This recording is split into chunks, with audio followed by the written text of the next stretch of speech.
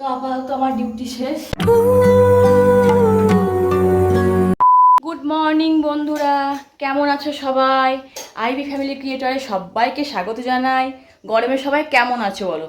তারই মধ্যে মনে হচ্ছে যেন দুদিন ধরে একটু বৃষ্টি হওয়াতে, হালকা হালকা বৃষ্টি হওয়াতে গরমটা সেই তুলনায় কম। যে দুর্ধর্ষী গরমটা উঠেছিল সেই তুলনায় সামান্য সিকিভাগ হলেও কম হবে হয়তো, আমার মতে বলে।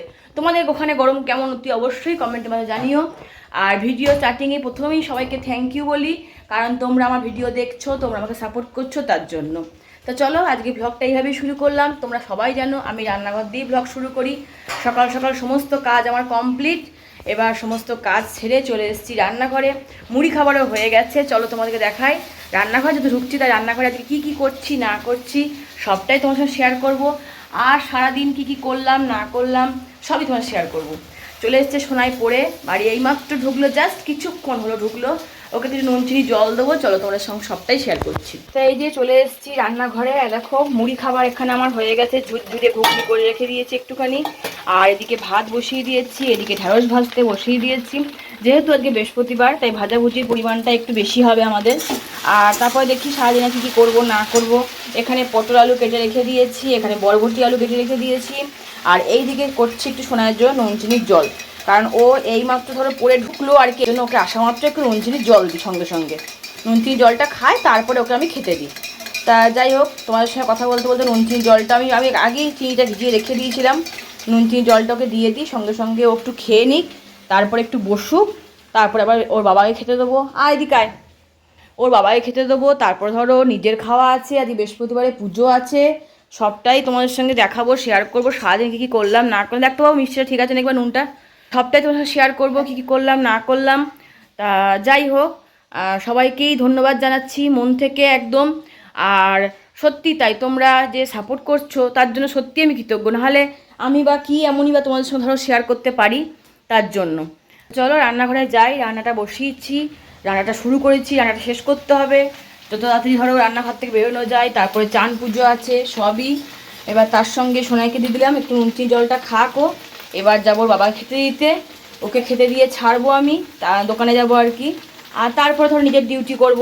তো এই যে আবারও চলে এলাম বন্ধুরা রান্নাঘরে। তোমাদেরকে আজকে মুড়ি খাবার ওদেরকে দিয়ে মানে ওর বাবাকে দিয়ে গেছে, সেটা দেখাতে পারিনি, কারণ দোকানে খদ্দের ছিল। আমি সেই ফাঁকে ওকে মুড়ি দিয়ে ঢপ করে নেমে গেছি, তার জন্য আর আমি ভিডিও করতে পারিনি। এইবার চলে এলাম রান্নাঘরে, ওকে খাওয়া হয়ে গেছে, সোনাইকে দিয়ে দিয়েছি খেতে ওখানে। আর এইখানে এসছি আমি তোমার একটু কালো জিরে শুকনো লঙ্কা ফোড়ন দিয়ে বরবটি আলু ভাজা করতে। বরবটি আলু ভাজা করে রাখছি। এবার তোমরা ভাববে যে ভাতে খাবার বরবটি আলু ভাজা না রুটি খাবার। সত্যি বলতে কি বলো তো, যেহেতু ধরো আজকে বৃহস্পতিবার নিরামিষের দিন, তাই এবার একটু ধরো রুটি খাওয়া, আজকে রুটি খাওয়া বলেছে, ভাত খাবো না, কারণ ধরো রাতে ডিম ভাজা খাবে না বা পেঁয়াজ খাবে না, সেই জন্য। তা এবার আমি সেই ফাঁকে কি করছি, একবারে দুবেলাকারই বরবটি আলু ভাজা বলো তরকারি বলো সবটা করে রেখে দিচ্ছি। তার কারণ আমাকে ওবেলা আবার না হলে কিছু না কিছু করতে হবে। রুটি তো করবোই, ধরো রুটি হোক বা পরোটা হোক, যে নিরামিষের দিন একটু রুটি পরোটা কিছু না কিছু করবোই। এবার সেই জন্য ওই রুটি পরোটার সঙ্গে যাতে খাওয়া হয়, তাই আমি বরবটি আলু ভাজা, এদিকে পটল আলুর তরকারি সবটাই করে রেখে দেবো। একটু ভাতে খাওয়া হবে দুপুরবেলাতে, আবার রাতে খাওয়া হবে। এবার সেরকম হলে মিষ্টি হোক বা সামায়ের পায়েস হোক তো আছেই, কিছু না কিছু তো করতেই হবে ধরো, বা আনতেই হবে কিছু না কিছু, তার জন্য। তাই যতটা পারছি আমি দুবেলাকারই সেরে রেখে দিচ্ছি, কারণ ওবেলা যদি ঝড় বৃষ্টি হয় বা কারেন্ট চলে যায়, আর সময় কিন্তু পড়তে বসানোও আছে, ভিডিও ধরো এডিটিংয়ের ব্যাপার আছে, তার জন্য অতটা পারছি আমি কাজ সেরে রেখে দিচ্ছি। তা চলে এসেছি এই জন্য আবারও রান্নাঘরে, রান্না বসিয়ে দিয়েছি।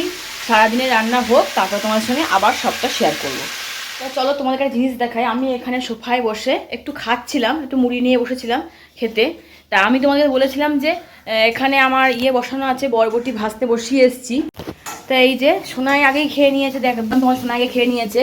দেখো বরবটি আলু ভাজতে বসিয়েছিলাম যেটা, এই যে হয়ে এসছে ভাজা প্রায়। আমি এবার কি বলতো উঠে একবারে খাচ্ছিলাম আর হাত ধুয়ে নাড়ছিলাম এটাকে। তো সেই ফাঁকে মহারানী এসেছে, এসে দেখো সাঁড়াশি করে ধরে ও এখন বরবটি আলু নাড়ছে।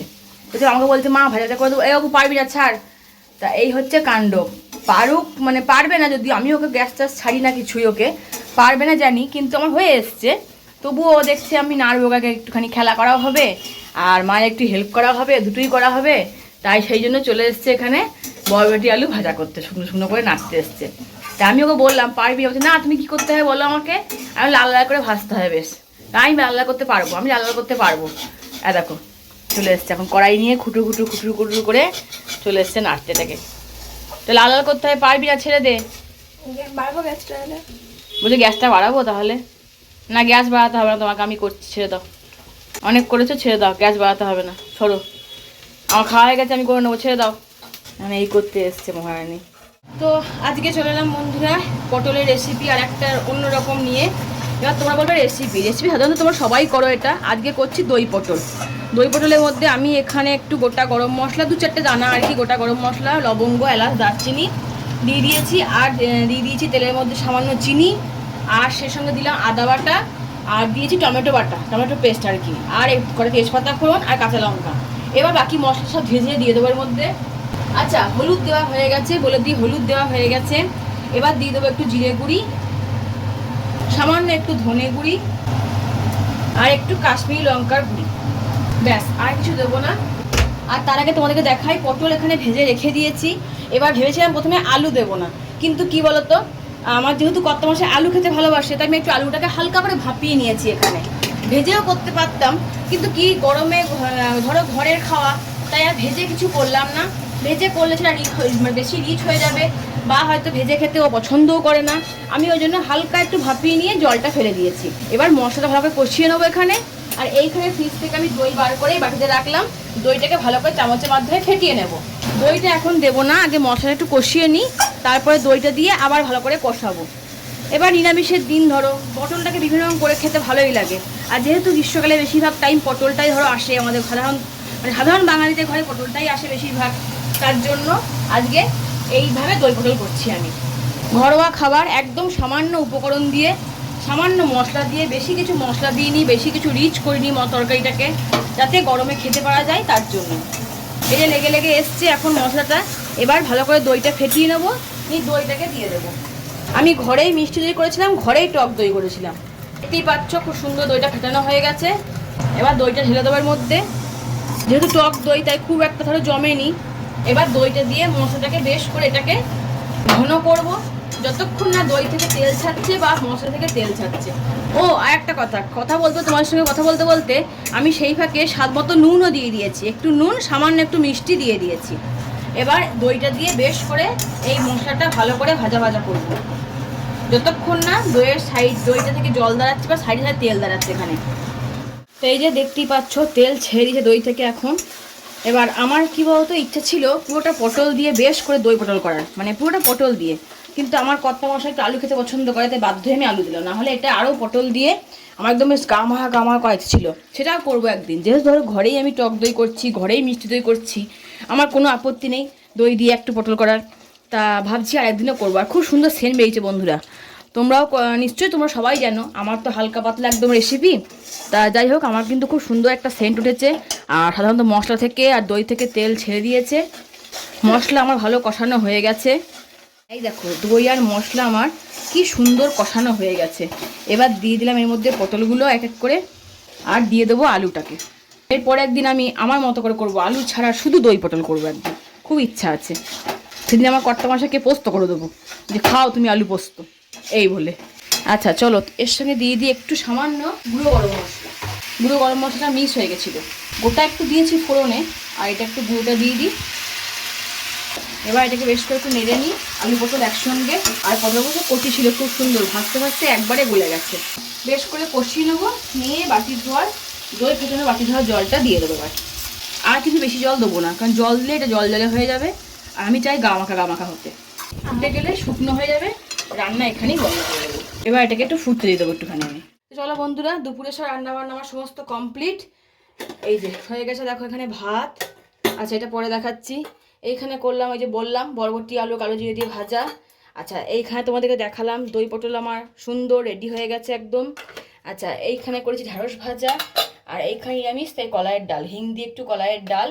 আর এইখানে একটু দুটো আলু দিয়েছি সোনাইয়ের জন্য শুধু, কারণ ওর ভাতটা একটু মেখে দিতে সুবিধা হয় বলে, ওকে একটু ভাত মাখার জন্য দুটো আলু দিয়ে দিয়েছি। ও তরকারি আলু ধরো একটু দিই মাখিয়ে, কিন্তু তার সঙ্গে ডালের সঙ্গে মাখিয়ে দিলে সুবিধা হয়। আর একটা জিনিস দেখাই চলো, ওর বাবা মনে হয় কারোর কাছে জাম নিয়েছে বা কেউ খেতে দিয়েছে ওকে, নিজে কয়েকটা খেয়েছে আর ওপরে আমাদের জন্য পাঠিয়ে দিয়েছে। এই যে দেখো সোনাইকার আমাকে দিল, ওই যে বিট নুন দিয়ে খাওয়া, জামগুলো হেভি মিষ্টি খেতে। এই যে তাও আমরা এখন ভাবছি আমি আর সোনাই দুটো করে খাই, ও কটা খেয়েছে, আমি আর সোনাই দুটো করে খাই এবার, তাই জাম দিয়ে পাঠিয়েছে। এবার আমরা একটু নেবো, বলছে খুব মিষ্টি খেতে, বিট নুন দিয়ে খেয়ে দাও, খুব সুন্দর লাগবে, তাই খাবো এবার। তো চলো এবার যাই, বাকি কাজ ছাড়িগা। আমরা চলে এসেছি দুপুরে ভাত বাড়তে, দিয়ে দিলাম কত মশাই খেতে। তারপর ধরো রয়েছে আমাদের, আগে ওকে দিলাম একটু ঢেঁড়স ভাজা, একটু অল্প করে দিলাম বরবটি আলু ভাজা টেস্ট করার জন্য, কারণ এটা ওবেলা এবেলা খাবে না বলেছে, ওইবেলা খাবে, তাও ওকে দিলাম একটু টেস্ট করুক, সবাই একটু করে নেবো, টেস্ট করব তার জন্য। এরপর দিয়ে দিচ্ছি তোমার পটল দিয়ে আলু দিয়ে দই দিয়ে তরকারি যেটা করেছিলাম, দই পটল, সেটা দিয়ে দিচ্ছি। তারপরে দিয়ে দিলাম কলাইয়ের ডাল, হিং দিয়ে কলাইয়ের ডাল করেছিলাম। হিং দিয়ে কলাইয়ের ডাল খেতে ভীষণ ভালো লাগে। ধরো মূলো থাকলে মূলো দিয়েও করি, পনকা শাক দিয়ে করি, কলাইয়ের ডালটা বিভিন্ন করে খেতে কিন্তু ভীষণ সুন্দর লাগে। যাই হোক, আজকে আমার দুপুরের থালা রেডি, আর কিছু করিনি সেরকম। আর এদিকে দিচ্ছি আম, চাটনি আজকে খাবে না বললো, বলছে আম দাও, আর দইটা পরে দিচ্ছি, বেড়ে দিয়ে ওকে আগে, দইটা পরে দিচ্ছি। এই হচ্ছে আমার দুপুরের আইটেম।